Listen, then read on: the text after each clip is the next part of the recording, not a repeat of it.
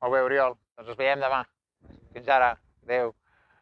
Molt bon dia, és 29 d'octubre. Avui un missatge setmanal amb molta informació que estic segur que serà del vostre interès. Comencem, com sempre, amb les dades de vacunació a la nostra ciutat i aquesta setmana tinc novetats perquè el Centre d'Atenció Primària ens informa que el dijous i el divendres de la setmana que ve, de les 9 del matí a la 1 del migdia, les persones més grans de 70 anys que faci més de 6 mesos que han rebut la segona dosi del Covid podran rebre la tercera dosi i també vacunar-se de la grip.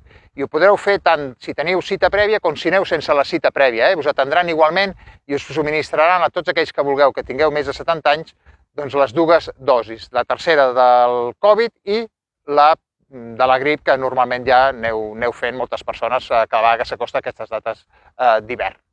Una altra informació que us volia comentar i que crec que també és molt interessant és que ahir en el ple municipal vam proposar que no hi hagi augment d'impostos a la nostra ciutat, i això és una cosa que ens afecta a tots i creiem que tot i les grans inversions que preveiem fer en aquest proper hivern les podrem afrontar sense tocar els impostos a la nostra ciutat, i crec que això és una bona notícia per tots i mirarem de poder executar aquestes inversions que ja us dic, són inversions importants d'infraestructura en molts àmbits que us aniré ampliant a mesura que anem fent els pressupostos, i una de les que us avanço i que ja he vingut parlant aquests dies és que ahir mateix també en el ple municipal vam aprovar una operació de crèdit per finançar l'aparcament de la nostra ciutat, una operació de crèdit de 5 milions d'euros que pensem que serà la solució definitiva al problema de l'aparcament. Ja recordeu, un aparcament que s'ubicarà en aquesta zona de la Sarfa i de la carretera de Tossa i que tindrà dues fases, que ja us he anat detallant aquests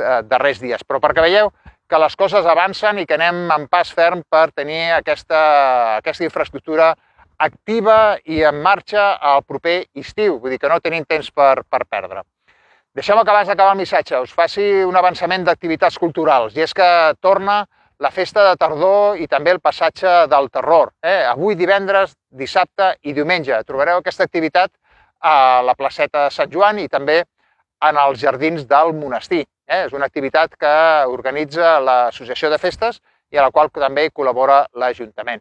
I avui em trobo en el camp de futbol perquè demà es fa la presentació del Club de Futbol Sant Feliu de Guíxols per la temporada 2021-2022 i ho farem en aquest espai demà a la tarda. Vull dir que molt de coratge als nois, als joves que practiquen aquest esport, en aquest cas demà amb la seva presentació. Doncs res més, que passeu molt bon cap de setmana i ens veiem la setmana que ve.